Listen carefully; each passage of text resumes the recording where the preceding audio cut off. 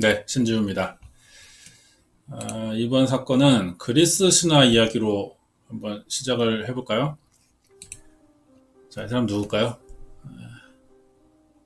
자, 제우스가 그리스 신화에서 자기 아빠인 크로노스가 잡아먹은 형제들을 구출하기 위해 전쟁을 일으킵니다. 아빠와 아들의 전쟁인 거예요. 여기서 아들인 제우스가 승리하죠. 그렇게 세 번째로 신들의 왕이 됩니다. 그러던 어느 날 제우스에게 운명의 새 여신이 찾아와서 예언 하나를 해주는 거예요. 앞으로 무슨 일이 일어나냐면은 할머니인 가이아가 아들인 크로노스의 복수를 시작할 테니 이 전쟁에서 이기려면 인간과 낳은 영웅의 도움을 받아야 된다는 거예요. 왕의 자리를 빼앗길 수 없던 제우스는 인간 영웅을 낳아야 했습니다. 그 뒤로는 닥치는 대로 인간 여성들을 찾아다니면서 아이를 낳기 시작해요. 우리가 제우스를 바람둥이로 아는 이유가 바로 이 기간토마키아 전쟁 준비 때문입니다. 결국 알크메네라는 인간 여성을 만나서 트리셀레모스라는 아이를 낳게 되거든요. 제우스가 바람펴서 다른 여자와 아이를 낳은 거예요. 그러자 진짜 아내인 헤라가 화가 나겠죠. 여기에 겁이 난 알크메네의 진짜 남편은 이 트리셀레모스를 내다 버립니다. 그러자 이 사실을 안 제우스의 딸 아테나가 이 아이를 데려다가 헤라에게 보내요. 헤라는 바람난 남편의 자식인지도 모른 채 이 트리셀레모스에게 젖을 먹여서 돌려보냅니다. 그렇게 이 아이는 헤라의 영광을 받았다는 뜻의 헤라클레스라는 이름을 갖게 된 거예요. 헤라클레스 사진입니다. 헤라가 어때요? 미치죠. 자기가 죽이려고 한 아이를 자기 손으로 살려서 보내준 거니까. 그래서 헤라클레스에게 정신병이 걸리는 저주를 내리거든요. 그래서 헤라클레스는 나중에 자기 손으로 아내와 자식을 죽입니다. 그리고 정신을 차린 헤라클레스는 자기 손으로 죽은 가족들을 보고 자살을 결심해요. 하지만 이때 친한 친구인 테세우스가 자살 대신 델포이 신전으로 가서 죄를 씻어라 이렇게 얘기합니다. 죄를 씻기 위한 방법이 뭐냐면은 미케네의 에우리스테우스라는 왕 밑에서 12가지 과업을 수행하는 거예요. 결국 이 과업을 다 달성하면서 죄를 씻고 왕의 딸과 결혼도 합니다. 새 출발할 수 있게 된 거죠. 하지만 함정에 빠져요. 그래서 아내의 실수로 해독할 수 없는 독에 중독됩니다. 그런데 신의 아들이잖아요. 제우스 핏줄이라 죽진 않아요. 평생 독에 중독돼서 살아야 되는 거죠. 이걸 본 헤라클레스의 아내는 속죄의 의미로 자살합니다. 그리고 중독의 고통으로 헤라클레스도 결국 자기 몸에 불을 붙여요. 분신자살하면서 헤라클레스 이야기가 끝나게 되거든요. 신화가 창작극이잖아요. 그래서 실제는 아닙니다. 하지만 그 당시 인간들의 생활이 반영된 이야기이긴 하겠죠. 실제로도 뭐 북아메리카 인디언들을 보면은 자기 공동체에 도움이 되지 않을 정도로 나이가 들었다고 판단되는 경우 내가 스스로 무기력해졌다 이런 생각이 들면 공동체에 방해가 되지 않기 위해 초원에 나갑니다. 동물들에게 잡아먹혀요. 그렇게 자연으로 되돌아가려는 이런 풍습이 있거든요. 고대 일본의 승려들도 즉신성불이라는 게 있었어요. 스스로 열반에 들기 위해 몸을 정화하는 의미로 음식을 끊습니다. 그리고 석관에 들어가서 고행을 시작해요. 온나무 차만 마시면서 스스로를 미라화시켜서 사망하는 겁니다. 이런 인신공양이 있었거든요. 이렇게 스스로 자기 목숨을 끊는 행위를 자살이라고 그래요. 자살은 인간이 오래전부터 해오던 이해할 수 없는 행동 중 하나입니다. 여러 이유로 자살을 선택하겠지만 결정적으로 무엇 때문에 이런 행동을 하게 되는지 이건 아직 정확한 원인이 밝혀지지 않았거든요. 지금의 인간 사회는 자살을 금지하고 있어요. 자살이 늘어나면서 사회 문제가 된 지 오래됐고 이게 전염성도 있습니다. 주변 사람들도 따라 자살하는 경우들이 생기거든요. 그러면서도 자살을 시도한 사람들의 말을 들어보면은 의식이 끊어지는 순간 마지막으로 드는 생각이 아직 죽고 싶지 않다라는 겁니다. 죽으려고 하면서도 죽고 싶지 않다. 이게 대체 무슨 말이냐는 거예요. 헤라클레스 이야기로 알 수 있는 건 인간은 되돌릴 수 없는 상황에 처했을 때 극복하기보다는 오히려 모든 걸 포기할 수도 있다는 거죠. 이걸 반대로 말하면 이래요. 혼자 힘으로는 극복할 수 없으니 도움이 필요하다 이런 뜻이 되기도 할 겁니다. 그리고 이런 심리를 이용하는 사람도 있다는 거죠. 자살을 결심하는 사람들에게 접근해서 자기가 도와주겠다며 오히려 상대방을 이용하는 거예요. 최근에 이런 사건이 있었습니다. 재판 결과도 나왔거든요. 그래서 우리나라에도 유명해진 연쇄살인인데요. 어떤 내용이었는지 알아보도록 하겠습니다. 자세한 내용 궁금하시면 구독과 좋아요 부탁드립니다. 2017년 9월 20일 오후 12시 48분 트위터에 이런 글이 올라옵니다. 하나이라는 사람이 있었는데요. 계정 이름이네요. 하나이는. 자기를 도쿄에 사는 23살이라고 소개하면서 죽고 싶지만 혼자 죽는 건 무섭기 때문에 같이 할 사람이 있다면 DM을 달라고 하는 겁니다. 마지막엔 차가 있는 사람이 좋겠다는 말도 붙였어요.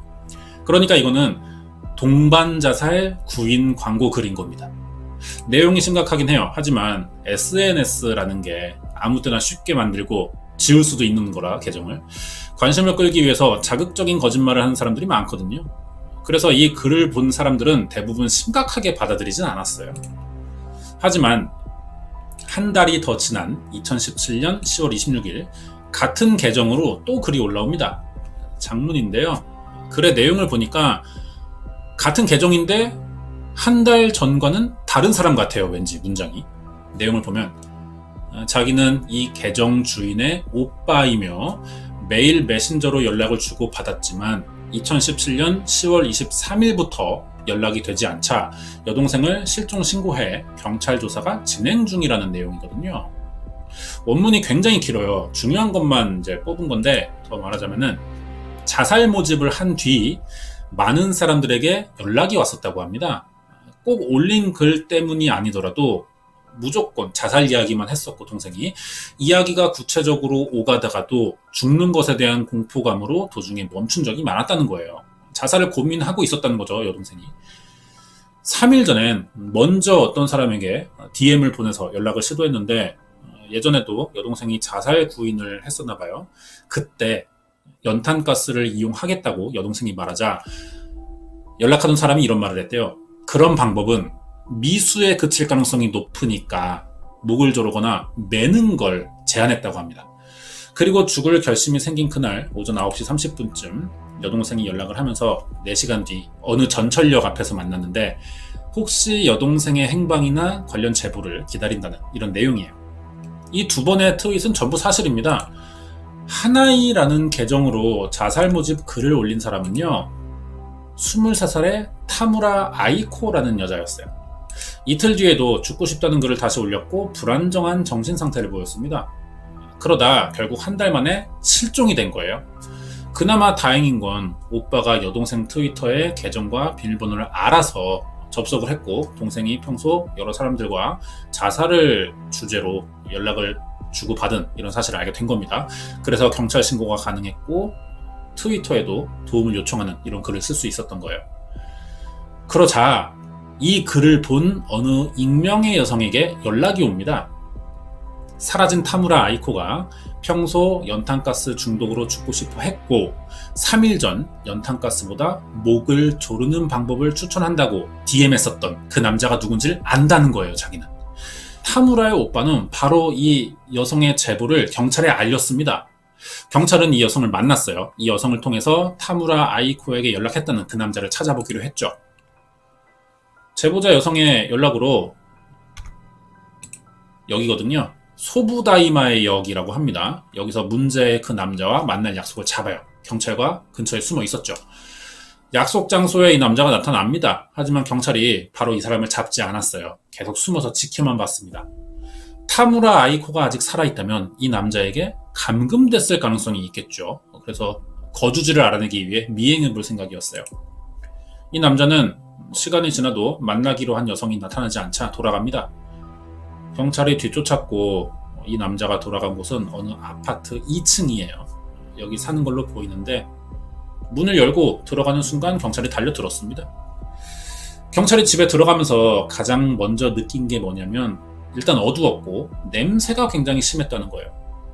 불을 켜보니까 방 안에 웬 박스 여러 개가 쌓여 있었거든요. 경찰은 이 집에 사는 남자에게 타무라 아이코를 아는지 물어봤죠. 그러자 말없이 아이스박스를 가리키는 겁니다.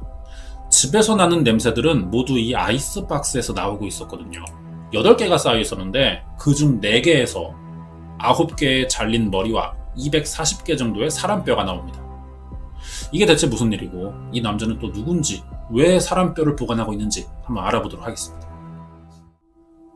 2017년 10월 31일 체포된 이 남성은 27살의 시라이시 타카히로라고 합니다. 1990년 10월 9일생이에요. 부모와 여동생이 있고 사건 현장인 카나카와현 자마시엔 4살 때 이사 왔어요. 그리고 자살을 고민하는 이런 사람들만 노려 연쇄살인을 하다 붙잡힌 겁니다. 어릴 때 시라이시를 찾아보면 얌전하고 착했다 그래요. 여동생도 잘 돌봤고 운동을 유독 좋아했는데 유치원 때부터 축구를 많이 했다 그래요. 중학교에 들어가면서 야구와 육상부도 들어갔고 특별활동 수준 이상이었다고 합니다. 좋아하는 게. 운동을 열심히 했고 항상 주변에다 운동 이야기를 많이 했다 그래요. 그런데 이상한 건 이렇게 꾸준히 운동부 활동을 했지만 정작 이 시기에 운동하는 사진을 찍은 건 한 장도 없다는 거죠. 이유가 알려져 있지는 않아요. 하지만 지나고 나서인지 한번 생각해보면은 아마 이때부터 시라이 씨가 좀 이상한 성격을 드러냈던 건 아닌가. 그래서 다들 피했지만 당사자만 눈치 못 챘을 이런 가능성도 있는 거죠. 그럴만한 게 고등학교 들어가면서부터 운동은 더 이상 하지 않거든요. 아예 취미를 확 끊어버렸어요. 대신 슈퍼에서 집 근처였는데 아르바이트를 시작합니다. 이때 주변 사람들 말 들어보면은 자기 방 창문에 비닐을 붙여서 다 가려놨었다는 거예요. 상당히 폐쇄적이고 스스로 외부와 차단한 느낌을 많이 받았었다고 합니다, 사람들이. 그렇게 좋아하던 외부 활동을 갑자기 멈춘 이유도 알 수는 없지만 신경에 큰 변화가 있었던 거겠죠. 고등학교 때 정신 상태가 불안정했다는 이야기도 있어요. 동창생들 말 들어보니까 2학년 때 2주 동안 학교에 오지 않은 적이 있었다고 하는데 이때 호텔에서 수면제 먹고 자살 시도를 했었다고 합니다. 자살 시도의 이유도 밝혀지진 않았어요. 분명 중학교 때와 다르게 어떤 문제가 생겼고 이게 정신적인 문제로 이어지면서 대인기피 증상이 생겼던 것 같기도 하죠. 그래도 아르바이트를 했다는 점에서 사회 부적응보다는 어떤 충격에 의한 정신적으로 일시적인 적응장애였던 건 아닐까 이렇게도 생각이 듭니다. 분명한 건 자살 기도를 할 만큼 심각한 일을 고등학교 때 겪었다는 거예요. 고등학교를 졸업하고 계속 아르바이트를 하던 슈퍼마켓의 정사원이 됐어요. 이때 다시 큰일이 하나 일어나는데 시라이 씨가 고등학교 졸업하면서 엄마와 여동생이 집을 나간 겁니다. 여동생이 명문사립대에 들어갔거든요. 그러면서 같이 엄마랑 나간 거예요. 이걸 주변에서 굉장히 이상하게 생각했어요. 아빠가 가정폭행을 하는 거 아니냐 이런 말도 있었는데 아빠 말 들어보면은 딸의 학교 문제로 아내와 떨어져 살게 된 거다 이렇게만 이야기했는데 나중에는 이혼한 걸로 밝혀집니다. 이혼하고 나간 거죠. 자식들이 성인이 되니까 합의 이혼한 것 같아요. 그러면 부부 사이 문제는 오래전부터 있었다고 봐야 되고요. 시라이 씨의 자살 기도도 이게 어느 정도 좀 영향은 있지 않았나 이렇게 생각할 수도 있습니다. 보통 부부 사이가 안 좋은 집에서 자라는 아이들은 감정이나 정서적인 부분에서 결핍이 있어요. 막연한 불안 증세도 나타납니다. 이게 결국 사회 부적응 문제로 나타나는 건데 집안 문제 드러났고요. 일단 그럼 남은 건 고등학교 때 무슨 일이 있었냐는 거예요. 이 두 가지가 시라이 씨 성격 변화에 아마 대부분을 차지하고 있을 것 같습니다. 슈퍼 정사원이 되고 2년 3개월 정도는 일을 했어요. 그리고 그만두고 빠찡코에서 일을 합니다. 그러다가 풍속점에서 일하는 우리나라로 치면은 룸사롱 비슷한 곳이라고 보면 돼요. 여기서 일할 여성을 뽑는 스카우터가 되거든요. 이게 무슨 일이냐면은 쉽게 말해서 길거리 캐스팅이에요. 주변 돌아다니다가 적당한 여자 보이면은 말을 거는 거죠. 돈 많이 버는 이런 직장이 있는데 일할 수 있겠냐 이러면서 이제 풍속점을 권유하는 겁니다. 이렇게 해서 업소로 여성을 데려오게 되면 그 여자가 버는 돈의 일부를 커미션으로 받는 직업인 거죠. 아무래도 이런 일은 정직, 성실 이것과는 거리가 먼 일일 겁니다. 자기가 데려와서 일을 시작한 여성들의 월급을 빼돌려요. 이게 200만 엔, 우리나라 돈으로 한 2천만 원 이상 이 정도 됐고 이 당시 주위 사람들은 시라이 씨가 조용하고 존재감도 없었지만 여성에게는 친절하게 접근하는 걸 잘했다고 합니다. 전 여자친구도 시라이 씨가 이상할 만큼 친절한 사람이라고 이야기한 적이 있어요. 자기가 일을 시킨 업소 여성들의 월급을 빼돌리고도 별일 없이 지냈던 걸 보면 아마 여성을 설득하는데 어떤 자신감은 좀 있던 사람이지 않나 그런 생각도 듭니다. 이 당시 시라이 씨 소문이 얼마나 안 좋았냐면 저격해죠? SNS에, 이것도 트위터인데 시라이 씨 얼굴 사진이 공개되면서 신주쿠에 갈 경우 이런 사람 조심하라는 경고문이 돌을 정도였습니다. 이렇게 스카우터로 일하다가 결국 2017년 2월에 범죄 수익 은닉과 매춘 방지법 위반 혐의로 성매매에서 말하는 거죠. 징역 1년 2개월에 집행유예 3년을 받아요. 집행유예 기간에 사고를 치진 않아서 징역까지는 않았고요. 집행유예가 끝나자 택배회사에 들어갑니다. 두세 달 정도 일한 적이 있어요. 그러다 갑자기 그만두는데 이유는 단순해요. 일하기 싫어서입니다. 벌써 성격이 보이는 거죠. 성인이 일을 좋아서 하는 경우는 많지 않아요. 책임감과 목표 때문인 건데 이런 게 전혀 없는 사람인 겁니다. 그럼 어떻게 생활비를 벌었냐 이때부터 성매매 알선으로 재판을 받고 한 달 뒤부터 트위터를 시작해요. 시라이 씨 계정이 이겁니다. 트위터로 뭘 했냐면 자기를 목매단 사람이라고 소개해놨거든요. 여기.